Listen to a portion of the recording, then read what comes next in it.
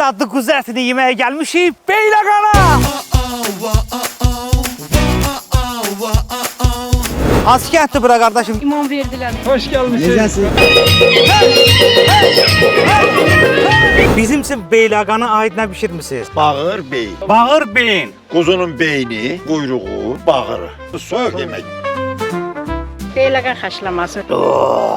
Beyləqan xaşlaması. Həmişə xeyir işlərdə. Yiyirəm yemək. Az qala məni yəssiz. Göycələrə bax. Əmi, bizim üçün cırtlarımı oxuyarsan. Cırtdanım, təçəmə cırtdanım. Qaragöz lobyalı aş. Qara göz boy boy boy. Kebab yeməyə Beyləqana gəlmək lazımdır. Çox yemə, təzyiqin qalxacaq.